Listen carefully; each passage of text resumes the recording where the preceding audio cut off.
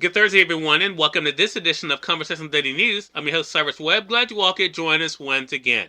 Well, we made it over the hump, and we're in the home stretch towards the weekend. We, of course, have your news headlines coming up on this Thursday. We have the truth of the day with Mary Ellen Ciganovich, and in today's entertainment spotlight, you've been part of my conversation with R&B superstar Kenny Lattimore discussing his amazing career.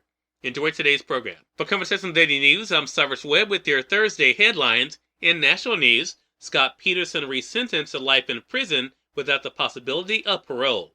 Nearly 17 years after being sentenced to die, Scott Peterson was resentenced to life without parole on Wednesday during an emotional hearing in which family members of his slain pregnant wife Lacey called him out for the killing in 2002 and his apparent lack of remorse. "I still feel the grief every day, after 19 years, says her mother Sharon Rocha. Your evil, self-centered, unforgivable, selfish act ended two beautiful souls. And for what reason? There was no reason other than that you just didn't want them anymore. You didn't want a baby, nor the responsibility of being a father. You're a coward."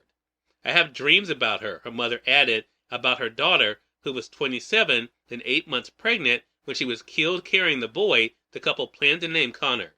"And sometimes when I wake up, I cry because they're so realistic, and I know I'll never see her again." Lacey Peterson's brother and sister added their own emotional comments during the hearing. Peterson's attorney Pat Harris said his client has shown no remorse because he's not guilty. He said, as he has in the past, that the defense can now prove that burglars were nearby on the day Lacey disappeared, though investigators say they were ruled out as suspects.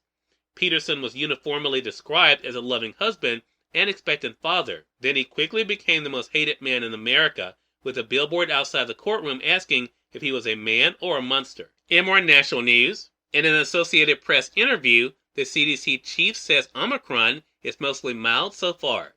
More than 40 people in the U.S. have been found to be infected with the Omicron variant so far, and more than 3/4 of them had been vaccinated, the chief of the CDC said Wednesday, but she said nearly all of them were only mildly ill. In an interview with the Associated Press, Dr. Rochelle Walensky, director of the Centers for Disease Control and Prevention, said the data is very limited and the agency is working on more detailed analysis of what the new mutant form of the coronavirus might hold for the U.S.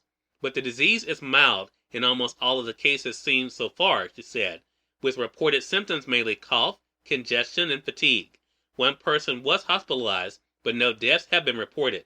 The Omicron variant was first identified in South Africa last month and has since been reported in 57 countries, according to the World Health Organization. The first U.S. case was reported on December the 1st. As of Wednesday afternoon, the CDC had recorded 43 cases in 19 states. About a third of those patients had traveled internationally. More than 3/4 of those patients had been vaccinated, and a third had gotten boosters, Walensky said. The CDC has yet to make projections on how the variant could influence the course of the pandemic in the U.S. Scientists are trying to better understand how easily it spreads and whether it causes illness that is any milder or more severe than what's caused by other coronavirus types. Another key question is whether it is better at evading the vaccine or the immunity that people get from a bout with COVID-19. In more national news, jury deliberations begin in trial of actor Jussie Smollett. The jury in Jussie Smollett's trial started deliberating Wednesday after a prosecutor said there is overwhelming evidence that the former Empire actor lied to police about being the victim of an attack, and his defense attorney said the charges are based on lies. Deliberations began after a roughly one-week trial in which two brothers testified that Smollett recruited them to fake the attack near his home in downtown Chicago in January 2019. They said Smollett orchestrated the hoax, telling them to put a noose around his neck, yell at him, and rough him up in view of a surveillance camera, and that he said he wanted video of the hoax made public via social media. The disorderly conduct charge is a Class 4 felony that carries a prison sentence of up to 3 years, but experts have said if Smollett is convicted, he would likely be placed on probation in order to perform community service. In business news, stocks end modestly higher after a choppy day of trading on Wednesday. Stocks ended modestly higher on Wall Street Wednesday after a day of choppy trading. The S&P 500 rose 0.3%, and the Dow Jones Industrial Average eked out a gain of 0.1%. And finally, in entertainment news, Will Smith puts his fears to the test in TV Nature series. Will Smith rappelled into a live volcano and kayaked down a whitewater river for his latest project, but he wasn't making an action movie, it was personal. Smith, a Hollywood leading man who admits that he's far from outdoorsy, has put himself in danger's way while filming Welcome to Earth, a kinetic Disney Plus original series from National Geographic. He was intimidated, but that brought clarity. Smith, 53, says the series came at a time in his life when he was opening up to nature. Of course, I got to do it the way I got to do it, and it's the way National Geographic does it, he says, laughing. That part works really well with my personality. Cyrus Webb, Conversations Daily News. It's now time for the Truth of the Day with Mary Ellen Ciganovich. Mary Ellen, take it away. Hi, this is Mary Ellen with your Truth of the Day. Investigate new ideas. Expand your worldview by questioning traditional beliefs. As you become receptive to the wide range of beliefs that exist in our world, you expose yourself to new ideas, thoughts, cultures, and even foods. This provides you with a greater awareness of the world around you.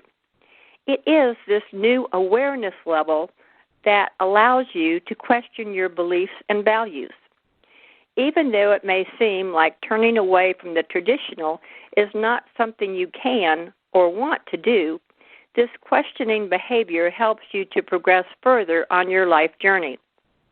When you truly inquire and mix ideas from other worldviews, you can come to a realization of the values, thoughts, or ideas that meet your own needs. Today, investigate new ideas and enjoy the day. We are part of my conversation coming up with Kenny Lattimore in today's Entertainment Spotlight. Stay with us. You're listening to Conversations Daily News. For Conversations Daily News, I'm Cyrus Webb with the Entertainment Spotlight. R&B superstar Kenny Lattimore rejoined me on Conversations Live, the radio show, to talk about his extraordinary career and brand new album, Here to Stay. Here's a bit of our conversation. Yeah, Kenny, it's been a remarkable journey. I wanted to reference something that you said in that interview with us then, because it struck me and it kind of become a mantra for you. I asked you about purpose, and you said in that interview 7 years ago, you said, I really feel that my musical purpose has been to speak to the hearts of women and the minds of men. And that is something you've continually done from project to project. How does it feel, even in 2021, to be able to do that and to see the response to it? Wow, I'm very grateful that, one, when I started in that purpose, because it's always been my legacy, but when I started consciously with that in mind, I just wanted to make sure that everything was encouraging and authentic, and having this situation where I have my own label allows me to continue in that legacy with no question. I can make the music that I want, so that it falls in line with my purpose, and it makes it more important than just trying to make a dollar or what have you. So doing this continually also lets me know that love never goes out of style. Right. Love never goes out. It is so consistent. People that were 10 years old when For You even came out, maybe they're 35 now and they're thinking about getting married or they're in relationships, and it just continues to live. The music continues to live on, and the messages continue to live on. Did you always know, when talking about purpose, did you always know that music was that gift that you've been given to share? No, I thought everybody could sing. I thought, music was just something that everybody enjoyed. And my mother at 12 years old discovered that I could sing, maybe that I was different. Cyrus Webb, Conversations Daily News. We thank you all for tuning in to this edition of Conversations Daily News. We're back to you guys on tomorrow to wrap up this week. Until then, I'm your host, Cyrus Webb, saying as always, enjoy your day, enjoy your life, enjoy your world. Thank you all for choosing Conversations Daily News today. Let's make today amazing. Take care.